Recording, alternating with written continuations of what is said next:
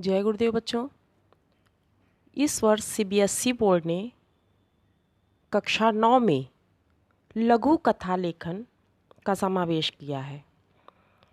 आइए हम आपको बताते हैं लघु कथा लेखन क्या है। देखिए, आपका प्रश्न रहेगा कि लघु कथा लेखन दिए गए प्रस्थान बिंदु के आधार पर 100 या 120 शब्दों में लिखना है। तो बच्चों देखिए, लघु कथा क्या है, इसके विषय में आप लोग जानिए। तो लघु कथा और कहानी दोनों एक ही रचना है, चाहे आप उसको लघु कथा कहिए या उसको कहानी कहिए, और इसको किसी परिभाषा के अंतर्गत नहीं रखा जा सकता। लघु कथा एक रचना है जिसमें जीवन के किसी एक अंग का मनोभाव से प्रदर्शित करना ही लेखक का उद्देश्य रहता है, ऐसा लेखक प्रेमचंद्र जी ने कहा है। किंतु कहानी को किसी परिभाषा के बंधन में नहीं बांधा जा सकता। कहानी को कथा, गल्प, आख्यायिका आदि नामों से भी जाना जाता है। यह साहित्य की विधाओं में सबसे अधिक लोकप्रिय है। लघु कथा का उद्देश्य मनोरंजन के साथ साथ मानव जीवन की विविध संवेदनाओं, समस्याओं एवं विसंगतियों को सशक्त अभिव्यक्ति देना भी है। ठीक है बच्चों, तो लघु कथा का जो उद्देश्य है वो मनोरंजन के साथ साथ मानव जीवन के विविध संवेदनाओं, उनकी जितनी भी संवेदनाएं होती हैं, मानव जीवन की जितनी भी समस्याएं होती हैं, विसंगतियां होती हैं, सभी को एक सशक्त रूप से अभिव्यक्त कर देना ही कहानी होता है। ठीक है, अब आइए लघु कथा या कहानी लेखन के मुख्य उद्देश्य क्या है जो सीबीएसई बोर्ड ने आपके सिलेबस में शामिल किया है, तो हम जानते हैं। पहला है कल्पना शक्ति का विकास। आप लोगों की कल्पना शक्ति का विकास का आकलन करना है। फिर दूसरा है नैतिक शिक्षा प्रदान करना। कहानी के द्वारा नैतिक शिक्षा भी मिलती है। तो आप लोग कहानी लेखन की कला को जब विकसित करेंगे तो इसके साथ साथ आपको नैतिक शिक्षा भी मिलेगी, और आप जब कहानी लेखन करेंगे तो दूसरों को भी प्रदान करेंगे। मनोरंजन, कहानी से मनोरंजन तो होता ही है, ये सभी जानते हैं। हम लोग बचपन से कहानियाँ सुनते आ रहे हैं। बच्चे कहानियाँ सुन के बहुत खुश होते हैं, और बच्चों के साथ साथ बड़ों को भी कहानी बहुत अच्छी लगती है। जैसे हितोपदेश वगैरह है, ये सब जो है बहुत ही ज्ञानवर्धक कहानियाँ हैं। तो इस प्रकार से कहानी सभी को अच्छी लगती है, प्रेरणादायक भी होती है। फिर है भाषा का मूल्यांकन करना, और विद्यार्थियों की भाषा का मूल्यांकन करना भी उनका उद्देश्य है। शब्द सीमा की पहचान, जैसे आपके लिए आएगा कि 100 से 120 शब्दों में कहानी लेखन करना है, तो इसके द्वारा आपकी शब्द सीमा की भी पहचान होगी। अब है कहानी या लघु कथा लेखन कौशल को विकसित करने के लिए कुछ आवश्यक बिंदु होते हैं जिनको आपको ध्यान में रख कर कहानी लेखन करना है। तो सबसे पहला है, कहानी लिखने के लिए घटनाओं, उत्सवों, दृश्यों, मनोरंजक या दुखद प्रसंगों का वर्णन करने का अभ्यास भी अपेक्षित होता है। अब जैसे आप कहानी लिख रहे हैं तो कहानी ज़रूरी नहीं है कि हमेशा अच्छे अच्छे प्रसंगों पे ही लिखी जाए।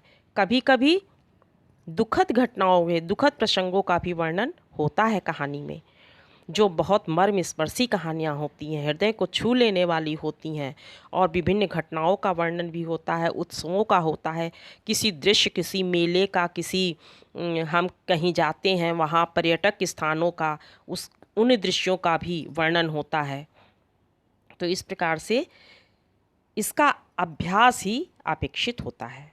फिर भाषा सरल, स्पष्ट और स्तर अनुसार होनी चाहिए। आपकी कहानी की जो भाषा है वह सरल होनी चाहिए, सबको समझ में आने वाली होनी चाहिए, स्पष्ट होनी चाहिए और स्तर के अनुसार होनी चाहिए। अर्थात जैसे आप अगर छोटे बच्चों के लिए कहानी लिख रहे हैं तो बच्चों के अनुसार भाषा होनी चाहिए, और अगर आप बड़े लोगों के लिए कहानी लिख रहे हैं तो वे बड़े स्तर की होनी चाहिए। इस प्रकार से कहानी स्तर के अनुसार होनी चाहिए उसकी भाषा। फिर कहानी जीवन के किसी तथ्य की संवेदना या स्थिति का प्रभावपूर्ण चित्रण होना चाहिए।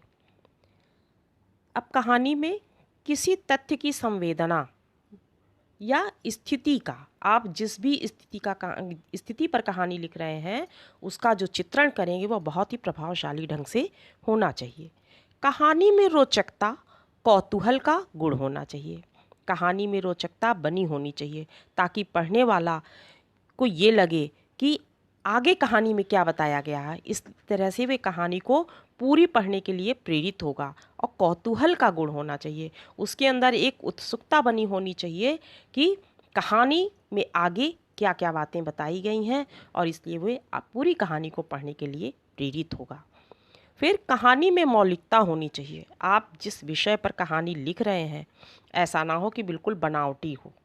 कहानी में कुछ सच्चाई होनी चाहिए, पढ़ने वाले को ऐसा लगे कि वास्तव में कहानी किसी सच्ची घटना पे या किसी सच्चे दृश्य पे लिखी गई है। इसलिए कहानी में मौलिकता का होना बहुत आवश्यक है। शीर्षक छोटा हो किंतु आकर्षक होना चाहिए। शीर्षक छोटा ही अच्छा लगता है, बहुत बड़ा शीर्षक कहानी में अच्छा नहीं लगता है। तो शीर्षक जहाँ तक हो सके छोटा ही लिखना चाहिए किंतु आकर्षक होना चाहिए। शीर्षक में ही सारी कौतूहल होती है, शीर्षक को ही आकर्षक बनाना चाहिए ताकि पाठक उससे आकर्षित हो सके। कहानी शिक्षाप्रद होनी चाहिए। कोई भी कहानी आप लिखते हैं, हर कहानी में कोई ना कोई किसी ना किसी प्रकार की शिक्षा अवश्य होनी चाहिए। शब्द सीमा का ध्यान रखते हुए कहानी लेखन करना है। जब आप कहानी लिखते हैं तो उसमें जो आपको निर्देश दिया जाता है उन निर्देशों का पालन करते हुए शब्द सीमा का ध्यान अवश्य रखना है। ना तो उससे कम लिखना है और ना उससे ज़्यादा लिखना है। अब शब्द सीमा, जैसे आपको कोई वहाँ पे शब्द तो आपका गिनेगा नहीं, तो एक अंदाज़ा होता है। जैसे एक पंक्ति में 8 से 10 शब्द होते हैं और 10 से 11 लाइनें हो सकती हैं। जैसे आपको दिया गया है कि 100 से 120, तो इसमें आपकी 10 से 11 लाइनों में ये पूरा हो सकता है। उचित विराम चिन्हों का प्रयोग करना चाहिए। कहानी में विराम चिन्हों का प्रयोग अवश्य करना चाहिए। जैसे जहाँ पर विस्मय है तो वहाँ पर विस्मय का चिन्ह लगाना चाहिए। जहाँ पर प्रश्न कर रहे हैं वहाँ प्रश्न चिन्हों का अवश्य प्रयोग होना चाहिए। विराम चिन्ह जहाँ पर पूर्ण विराम ले रहे हैं, जहाँ पर अर्ध विराम ले रहे हैं, ये सभी चिन्हों का उचित प्रयोग अवश्य होना चाहिए। इससे आपकी कहानी में स्पष्टता आएगी। लेख सुंदर, स्वच्छ और स्पष्ट होना चाहिए। कहानी आप लिखते हैं तो जो आपकी लेख है, जो आपकी राइटिंग है, बहुत ही सुंदर, स्वच्छ और स्पष्ट होनी चाहिए ताकि पढ़ने वाले को आनंद मिले और वे आसानी से उसको पढ़ सके। कहानी के पात्र प्रभावशाली होने चाहिए। जो आप कहानी में पात्र रखते हैं तो उन पात्रों को प्रभावशाली बनाना चाहिए ताकि कहानी आपकी प्रभावशाली बन सके। कथाक्रम में तारतम्यता होनी चाहिए। जो आप कहानी लिखते हैं वह कथा में एक तारतम्य होने चाहिए कि एक के बाद दूसरा वाक्य उससे जुड़ा हुआ हो। ऐसा ना हो कि एक पैराग्राफ आपने लिखा और दूसरा पैराग्राफ अलग लिख दिया, ऐसा नहीं होना चाहिए। एक दूसरे से संबंध स्थापित होना चाहिए। एक भी संकेत बिंदु छोड़ना नहीं। जैसे आपको संकेत के आधार पे कहानी लिखने के लिए यदि आता है तो आपको जितने संकेत दिए जाते हैं उन सभी संकेत बिंदुओं पर कहानी लिखना है। आपको एक भी संकेत बिंदु छोड़ना नहीं है, नहीं तो आपको नंबर नहीं मिलेगा, आपके मार्क्स कट जाएंगे। अपनी तरफ से संवाद बना सकते हैं। अब जैसे आपने संकेत बिंदु लिया लेकिन उसमें अपनी तरफ से आप संवाद बना सकते हैं, कुछ अपनी बातें भी जोड़ सकते हैं और कुछ अपनी घटनाएं भी जोड़ सकते हैं, किंतु संकेत बिंदु को नहीं छोड़ना है। ठीक है, आइए हम आपको उदाहरण के आधार पे एक कहानी बताते हैं। जैसे देखिए संकेत बिंदु है, 2 दोस्त, जंगल के रास्ते जाना, भालू का दिखना, एक का डर कर पेड़ पर चढ़ना, दूसरे का जमीन पर लेट जाना, पेड़ वाले मित्र का नीचे आना, मित्र का पूछना कि भालू ने कान में क्या कहा, मित्र का नाराज होना और धोखेबाज बताना। अब इस कहानी को आपको इन संकेत बिंदुओं पे पूरा करना है, उचित शीर्षक देना है और इससे आपको क्या शिक्षा मिलती है ये भी बताना है। तो आइए एक हम उदाहरण के आधार पे आपको बता देते हैं कि दो दोस्त। अब आप लिखेंगे कि किसी गांव में दो दोस्त जा रहे थे या दो व्यक्ति जा रहे थे जो आपस में दोस्त थे। वे जंगल के रास्ते से जा रहे थे और जाते जाते उनको एक भालू दिखा। भालू को देखकर दोनों मित्र डर गए और डर कर एक मित्र पेड़ पर चढ़ गया। अब आप इसमें विशेषता भी लिख सकते हैं कि एक मोटा था एक पतला था, तो पतला जो था वह डर के पेड़ पर चढ़ गया और मोटा जो था वह पेड़ पर नहीं चढ़ सका, इसलिए वह क्या किया, ज़मीन पर लेट गया। पेड़ वाले मित्र का नीचे आना, और जब भालू आया जो ज़मीन पर लेटा था उस मित्र को उसने सूंघा और मित्र जो है अपनी सांस रोक कर लेट जाता है, इसलिए भालू उसको मृत जानकर चला जाता है। तब जो पेड़ पर चढ़ा वाला मित्र होता है वह नीचे उतर कर आता है और मित्र से पूछता है कि हे मित्र, तुम्हारे कान में भालू ने क्या कहा। तब जो ज़मीन पर लेटा वाला मित्र होता है वह जो पेड़ पर चढ़ता है उस मित्र से नाराज़ हो जाता है, क्योंकि उसने मुसीबत में उसका साथ नहीं दिया। तो वह नाराज़ होकर कहता है कि भालू ने मेरे कान में बताया है कि धोखेबाज व्यक्तियों से कभी भी दोस्ती मत करना। ठीक है बच्चों, तो इस प्रकार से आपको कहानी को पूरा करना है और शीर्षक देना है। अब इस कहानी का शीर्षक आप दे सकते हैं कि दो मित्र,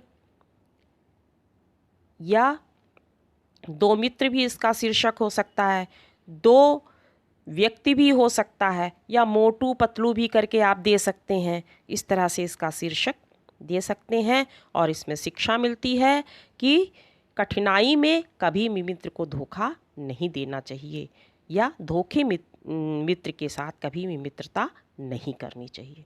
ठीक है, आशा है आप लोग को यह लघु कथा लेखन अवश्य समझ में आया होगा और आप लोग इसका लिखने का अभ्यास करिए। दिए गए संकेत बिंदुओं के आधार पर कहानी लिखने का अभ्यास करिए। इस तरह से आप लोग लिखकर मुझे दिखाइए। और ठीक है बच्चों, तो इस अवश्य कहानी आपको समझ में आ गई होगी।